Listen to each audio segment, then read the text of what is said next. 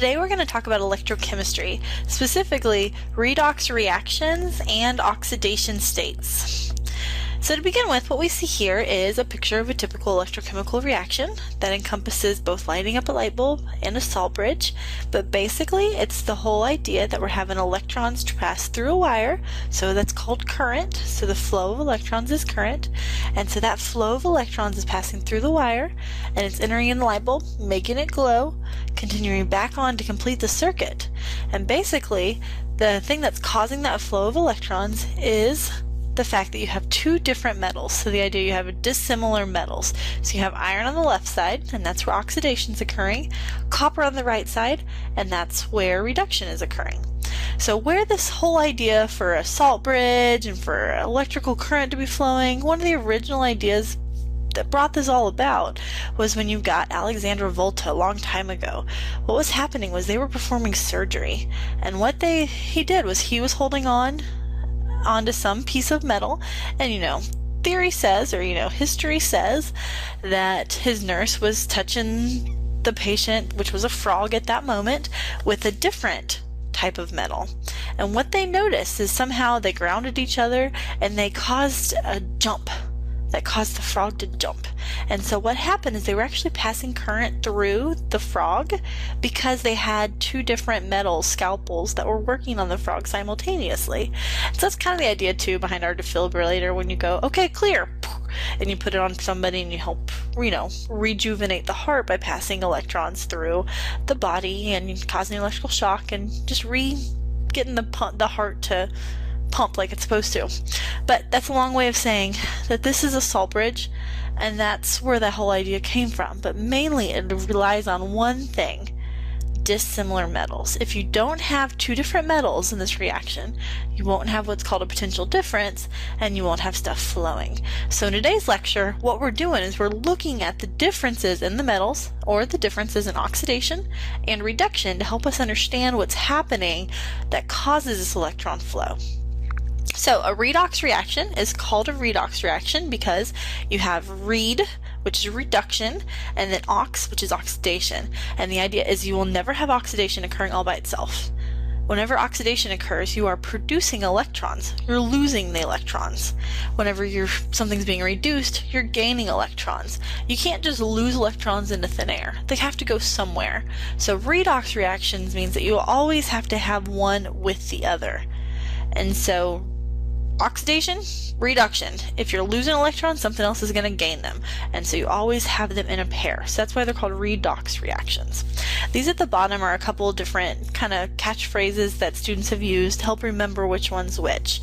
So Leo the lion went grr. Loss of electrons is oxidation. Gain of electrons is reduction, or oil rig was the one I was actually taught to learn. Oxidation is loss.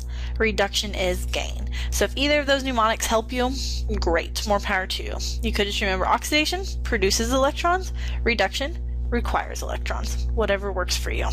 The chemical being oxidized can also be called the reducing agent. I wanted to make you aware of these definitions. It's called the reducing agent since it supplies the electrons that are reducing the other chemical. So if something is being oxidized, you can also call it the reducing agent because it's giving electrons that can be reused to reduce the other chemical. Similarly, the chemical that's being reduced can be called the oxidizing agent because it's basically taking those electrons from the other chemical. In a redox reaction, the number of atoms on both sides of the reaction must balance, just like every other type of reaction. If there's 5 hydrogen atoms on the left, you need 5 on the right. But the thing that matters in redox reactions is not only do you have to balance everything else, but you also have to balance the charge. So the charges on both sides must balance. Why? Because if your oxidation is producing 5 electrons, those 5 electrons need to go somewhere. And so you have to make sure your reduction reaction requires 5 electrons. And so that's what it means to balance out the charges, is as you produce them with oxidation, you better be accepting them with reduction. So let's look at a couple of examples that kind of will illustrate that. If you're asked the question, which of the below species is reduced, what would we say? Alternatively, how would we balance this equation? So kind of looking at the first question, It may be easy just to kind of look at it, but that question gets harder with time. And we'll think about that a little bit. The second question, how do you balance the equation? That's where it really matters. You might look at it and say, oh, well, there's Sn on the left, there's Sn on the right, there's silver on the left, there's silver on the right. We got both of them. We're balanced, we're good. But I were to tell you that this is not balanced, I would be right. If you were to tell me this is not balanced, you would be right. Why not? Because the charges are not balanced. So before we get into the question of which of the below species is reduced, let's talk about balancing this equation. So I kind of have 4 steps that I use in balancing equations. Number 1, write half reactions. We'll show you how to do that. Number 2, add electrons to the correct size of each half reaction. Then determine which species is oxidized and reduced. So that's where you get to answer the first question. Then the last step is balance the number of electrons by multiplying half reactions by whole numbers. So let's go ahead and do this. Let's follow the step-by-step guide and let's go ahead and figure out which of the below species is reduced and how we would balance this equation. Alright, so the first step is write half reactions. So what I mean by that is let's write each species by itself and break it down into half reactions. So on the left we've got tin producing tin and we have silver producing silver. Alright, so which of these needs to have electrons added to the left side of the reaction and which one needs electrons added to the right side? Okay, so charges need to balance. What's the charge of one electron? -1. So start with our first line. With 10, we have a charge of 2+. What's the charge on the right-hand side of the equation? Does it have a charge? It doesn't. So if it doesn't have a charge listed, what do we know for sure its charge is? We know its charge is 0. So how many negative charges do we need in order to go from 10 2+ to 10 0? We need 2 negative charges. We can't just write electrons with -2 because every electron just has -1 charge. So instead we say plus 2 electrons because now we have 2 positive charges on the left plus 2 negative charges. Those balance out to give us a charge of 0 on the right. That's our first half reaction. Now our second one, silver yields silver plus. Do we want to add electrons on the left or do we want to add electrons to the right? You're just adding electrons to whichever charge makes sense. If we add electrons on the left, then we've got 0 plus a negative would be -1 on the left, and on the right we'd still have a +1, so it's not balanced. Instead, we have to add them on the right-hand side. If we add 1 electron, +1 plus a -1 gives us a charge of 0, which is the charge that the left-hand side produces. Okay, at this point now, we have written both half reactions, and we have added electrons to the correct side of each half reaction, because now each half reaction is balanced. We haven't balanced the whole equation yet, we've balanced each half reaction, because the charge is balanced for both of them, and we have the correct number of atoms on both sides. At this point then, we can determine which species is oxidized and which one is reduced. So, for 10, did we gain electrons or did we lose electrons? So with 10, electrons were gained. You can also note that electrons are our reactants. Or they're on the left-hand side of the arrow. Anytime you see that, electrons being gains, electrons are reactants, electrons are on the left-hand side of the arrow, what does that mean? If you're gaining electrons, is that reduction or oxidation? Reduction. Okay. If you're losing electrons, your electrons are a product, and they're on the right-hand side. That is oxidation. Okay. We'll go ahead and box this off just so it doesn't confuse us. So now we have figured out which one is oxidized and which one's reduced. So which of the below species is reduced? Sn. And now our last step is to balance it. Now, it's not balanced right away. Why not? Because there are 2 electrons on the left-hand side of our arrows, and there are 2 electrons, and there's 1 electron on our right-hand side, so they're not balanced. Kind of what we're doing is we're adding the 2 reactions together, because when you add half reactions together, you get a full whole reaction.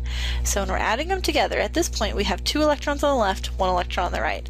So what can we do to make it so we have the same number of electrons on the left as we do on the right? Our fourth step, if you remember from the previous slide, was to balance our number of electrons by multiplying half reactions by whole numbers.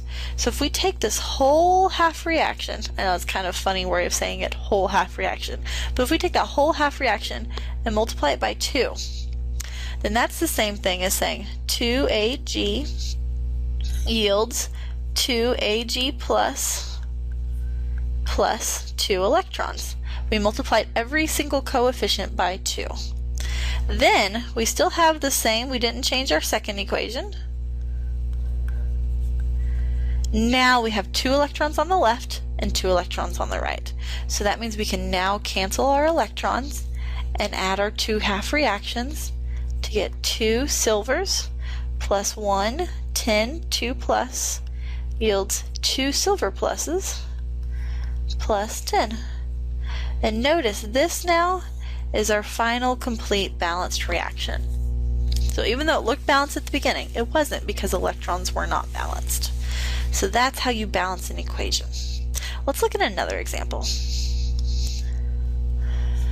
We want to check and figure out which species is reduced and how would we balance that equation. So we want to balance it and figure out which one is reduced. So to begin with, we want to write down both of our half reactions. So we have iron 3 plus, and I always just leave a space for the electrons. That lets me decide whether or not I'm putting them in at a later moment. So I'm writing each of the elements down. Okay, this one's a little tricky one right off the bat. Why do I say that? Well, because if we look at just the atoms themselves, they're not balanced yet, even before we add electrons into the mix. What would we need to do in order to balance out our iodines?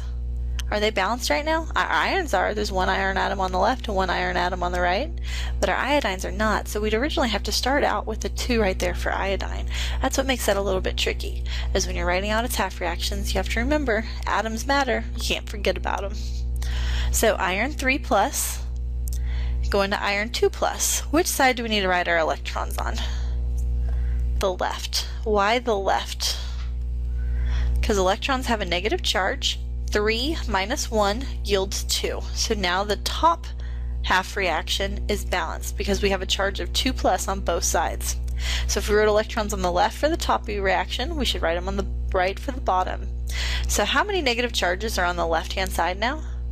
Is it 1 or is it 2? I hope you said 2, because there are 2 I minuses. So if there are 2 I minuses, you got 2 negative charges. So that means we need 2 electrons on the right-hand side. So now we have negative 2 charge for our iodines on the right and negative 2 charge for iodines on the left. So now, which one is oxidized? Which one has been reduced? Which one gained electrons? Our iron, so it was reduced. Which one was oxidized? Our iodine. So now we have to balance them. What can we do to balance? We have 2 electrons transpositioning in the second reaction, so we need to multiply the top by 2. And sometimes you'll have to multiply both equations by a common number in order to get to the lowest common multiple, and that's okay. Alright, so let's rewrite our iron then. Fe3 plus 2 electrons yields 2 iron 2 pluses. Now we can add them all together. Our 2 electrons cancel, and we're left with 2 I minus plus 2 iron 3 plus yields I2 plus 2 Fe2 plus. And that is our final balanced reaction. And we've already identified which one is reduced and which one is oxidized. So this is a step-by-step way you take and balance a reaction. Sometimes it's not this easy though. Sometimes whenever you don't have just individual atoms, sometimes you have molecules. Some of the most common fuel cells, electrochemical experiments, they're not done with just 2 different metals. The easiest one is the picture we showed you on the first slide that showed the iron and the zinc, and you're producing a charge at the light bulb. That's like some of your batteries, but some batteries are more complicated. And so because of that, we have to use what's called oxidation states to help assign charge to specific atoms. And assigning those charges to those specific atoms will then make it just as easy as what we just did to figure out which one's reduced and which one's oxidized inside of a chemical reaction. Rules for assigning oxidation states. Our first rule is if it's a neutral element, the oxidation state is 0. So these are our elemental compounds. They can be molecules, they can be atoms. So for instance, zinc doesn't have a charge on it, so its oxidation state is 0. Sodium doesn't have a charge listed next to it, 0. Oxygen, because it's only oxygen inside of that molecule, oxygen, the individual oxygen atoms within O2, both have oxidation states of 0. It makes sense because let's say you've got your O2, right? Is that a polar molecule? No. So you do not expect there to be an uneven distribution of charges. So if, say, one of them had a negative one, the other one could have a positive one, and it would still be a neutral molecule. But why would they do that? It makes more sense for them to share electrons. And because of that, they're all going to equally share them, so that means everything's got to be 0 if the whole molecule is 0. Same thing for sulfur. S8, every individual sulfur atom within S8 better have a charge, an oxidation state of 0. The second rule, monoatomic ions. The oxidation number of a monoatomic ion is the same as its charge. So potassium has a +1 next to it, so therefore its oxidation state is +1. Calcium has a 2+ charge, so therefore its oxidation state is +2. Chlorine, -1 charge, oxidation state of -1. Sulfur, -2, so therefore it has an oxidation state of -2. So our first rule is if it's a neutral or elemental form, or if it's molecular, its oxidation state is 0. If it's a monoatomic ion, its oxidation state is the same as its charge. The third rule, assign the charge on a non-metal, which is your anion, to be what it would be from the periodic table, and then assign the metal whatever charge you need it to be for the compound to be neutral. This helps account for those tricky cations that are transition metals that would be like, they could have multiple charge states. So it helps account for your type 2 cations. So let's do some examples. So in potassium oxide, our oxygen. What is oxygen's charge normally in the periodic table? -2. So if oxygen's is -2, what does potassium's have to be in order for this whole molecule to be neutral? +1. Okay, can you kind of see that? K plus, oxygen -2. So remember how we cross the charges? Oops, K2O1. Okay, and so this is exactly how you're going to do it. Assigning oxidation states within ionic compounds is just as easy as it is to figure out what the charge is just looking at the ionic compound. So iron 3 oxide, excuse me. Our oxygen we assign first because it's our anion. It's going to be -2, and our iron is going to be +3. What about this one? You want to give this one a try? Assign oxygen first, -2, so therefore iron has to be +2. So if I were to ask you what is the oxidation state of potassium in the first molecule, it would be +1. What's the oxidation of iron in the last molecule? +2. Our next rule, if you have a covalent compound, and this is truly what oxidation states are made for, is assigning and charge within a covalent compound. The rules for covalent compounds are very particular. You first assign fluorine to be -1. If you don't have fluorine in it, no big deal. Go to the next part of the rule. Then assign hydrogen to be +1. Then assign oxygen to be -2. There are a couple exceptions where hydrogen gets to be -1, but those are typically like nickel, those are like metal hydrides. We're not going to worry about those. Okay, so hydrogen's +1 always, oxygen -2 always. Then assign the other states based on what they would need to be to balance out the charge on the molecule. And don't forget everything you know about ionic compounds too, because those still apply. So the whole crossing of charges still applies. So just work through each one and figure out how to balance out the charge on the whole molecule. So sodium hydroxide. What is oxygen? Oh wait, we assign hydrogen first. So what's hydrogen have to be? +1. What does oxygen have to be? -2. So in order to balance out the charge on our whole molecule, What would sodium have to be? +1. Whenever I said don't forget everything you know about life in general, what I mean by that is you know hydroxide has to have a -1 charge, and therefore sodium has to be +1. That rule still applies. So that's how sodium ended up +1, hydroxide -1. So that means whenever you add oxygen's oxidation state and hydrogen's oxidation state, it should equal -1. Is that true? -2 plus 1 gives me -1. Check. Also, the sum on everything should be 0. So +1 minus 2, and you have to take the number of atoms into consideration as well. So oxygen +1, -2 plus 1. So it's going to be 0. Alright, let's do the next one. So hydrogen, we assign that first. It has to be +1. Oxygen, assign that next. It's got to be -2. So then what is poor carbon? What's its oxidation state? Okay, let's do a little math. What I'm going to do here is charge times the number of atoms. So the charge of hydrogen is +1 times how many hydrogen atoms do I have? 2. And I'm going to add the next atom that I know, oxygen. Oxygen has a charge of -2, and how many atoms does it have? 4. Plus, what's my charge on carbon? I don't know. So that's my X. Then how many carbon atoms do I have? I have 2. Excuse me. What's the charge on the whole molecule? Is there a charge on the whole molecule? I don't see anything written up to the right of the molecule, so no, the charge is 0. So doing this math works every single time. I know lots of students where this confuses them and they just do common sense and figure it out. That's perfect. Don't worry about it. Figure out how you can do it and just work these compounds over and over again as practice, and I think you will get it just fine. So let's finish this math then. So here we have 2 minus -2 times 4, so -8, plus 2x equals 0. So -6 plus 2x equals 0. 2x equals 6. X equals 3.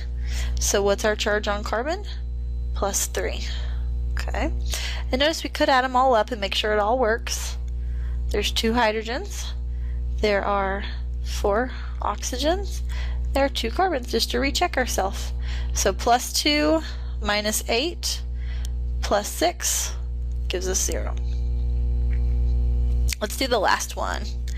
Alright, so this one's helpful where I say, don't forget everything you ever learned. So we've got oxygen minus 2, hydrogen, +1.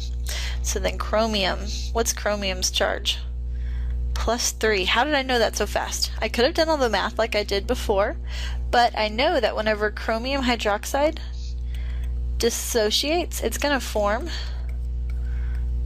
-1. It's going to form chromium 3+ and hydroxide -1. Do that balances out? It definitely does balance out. Okay, because if you take -2 plus 1, that gives you your -1 charge on hydroxide. There are 3 hydroxide molecules, so that gives you a total of -3 on the right and +3 on chromium. So those would be your oxidation states of every individual atom within this molecule. Next rule. Number 5, charge compounds. You want to complete them the exact same way as what we just did for covalent compounds, except now the total of the charges must add up to the total on the compound. So that math that we did previously, it shouldn't add up to 0 anymore. It should add up to the charge that you see present on the compounds. So oxygen, what's oxygen always? -2. What's chromium? We don't know. It's hard to tell immediately. Okay, once again, you can use kind of common sense and play with the numbers, but if you're mathematically inclined, I always set it up the same way. There are 7 oxygen atoms. I'm going to do atoms and then charge on this one. I think I did the opposite. It doesn't matter. Okay, 7 oxygen atoms times the charge of -2 plus 2 chromium atoms times the charge of X equals the charge on the compound, which is -2. So negative 14 plus 2x equals negative 2. 2x equals 2 plus 14, so we got 14 minus 2 would give me 12. X equals 6, so chromium equals positive 6. Okay, next one. Oxygen is negative 2. Manganese is our unknown. So we've got 4 oxygen atoms times negative 2 plus, there's 1 manganese atom, times our charge is unknown, but we end up with negative 1 as the total charge on the molecule. So we have negative 8 plus x equals negative 1, so x equals positive 7. And that's our charge, or our oxidation state on manganese. So let's practice. What I want you to do is just pause the screen right now and determine the oxidation state of each element in all of the below examples.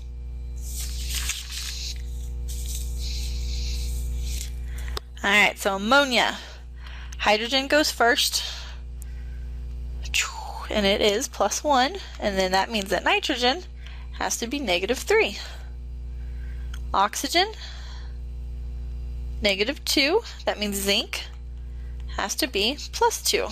Water, H2O. Hydrogen, plus 1. Oxygen, negative 2. Carbon dioxide, CO2. Oxygen, negative 2. Carbon, what was it? Plus 4. Nitrogen, did you just write N for nitrogen? I hope you wrote N2. Why N2? Because it's diatomic.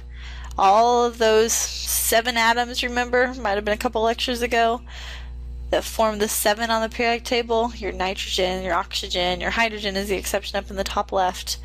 All of those atoms form diatomic molecules at normal temperatures and pressure. So nitrogen, what would it be? 0.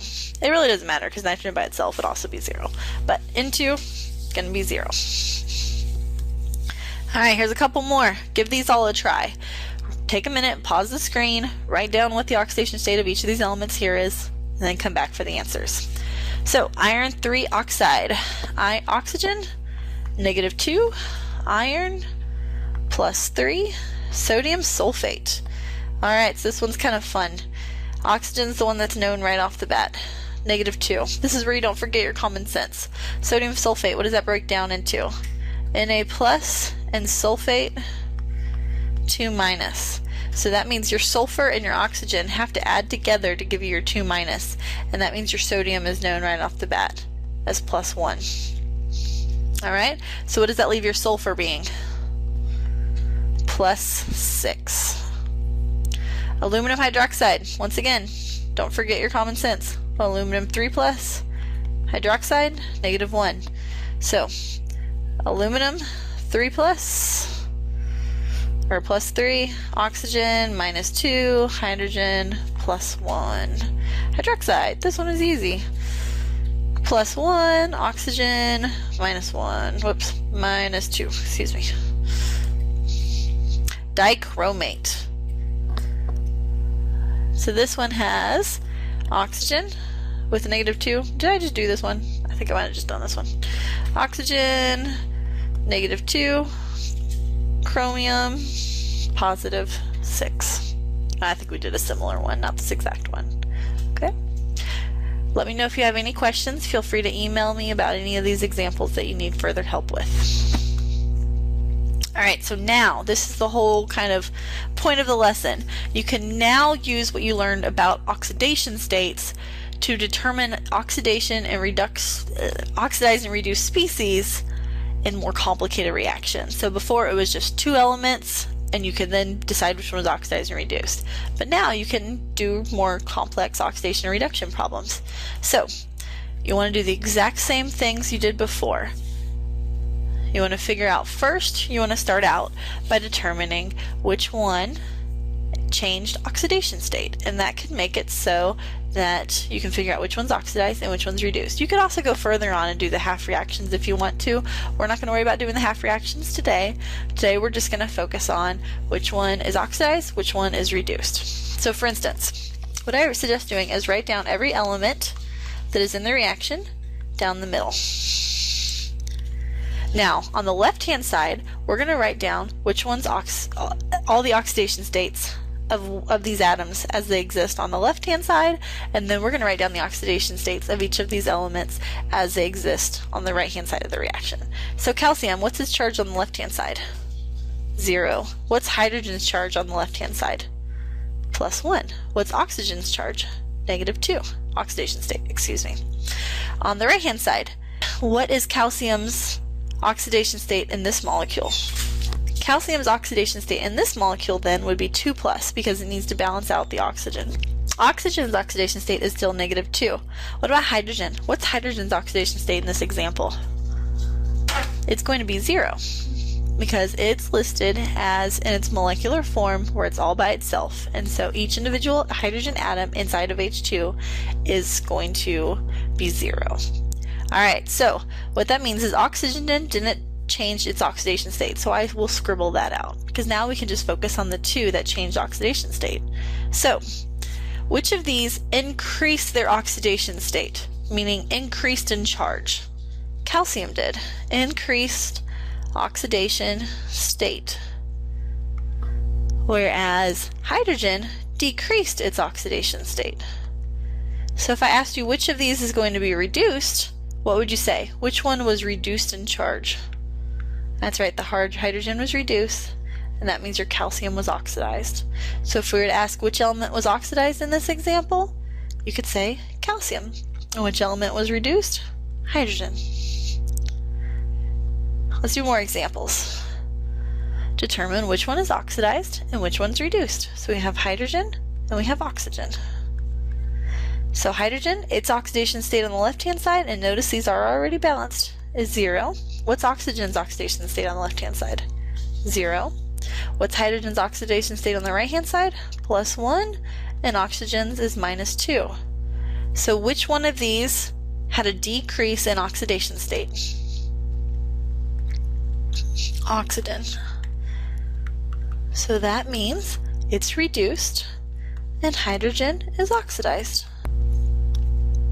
Let's do another example. So now we've got copper and silver. So we've got copper and silver.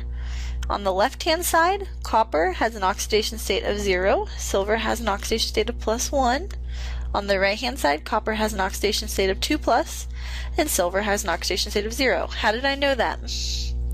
Well, if it's elemental, it's 0. If it's an ion, it's the charge of the ion. So which of these elements was reduced? Which one had a reduction in charge? Silver was reduced, and that leaves you with copper being oxidized. One last example. So now we have silver, sulfur, and aluminum. What is silver's oxidation state on the left-hand side?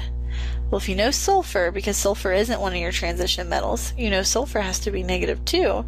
Silver, that leaves silver being a +1. And aluminum on the left-hand side has to be 0. Now on the right-hand side, silver is 0. Sulfur once again is -2 because it's an ion, and it's in an ionic compound. And that leaves aluminum with being +3. So that leaves sulfur being a spectator. So we can scribble it out. And now between silver and aluminum, which one was reduced? Silver. Which one was oxidized? Aluminum, because it increased in charge and silver decreased in charge. So to kind of recap your lesson today, redox reactions must be balanced in both charge and the number and type of atoms. So we kind of added an extra element into balancing. Reduction is gain of electrons, oxidation is loss of electrons. Oxidation state rules help you determine the charge associated with an atom when it exists within a compound, and that's really the whole reason we do oxidation states. Oxidation states will then help you determine the reduced and oxidized species within a reaction.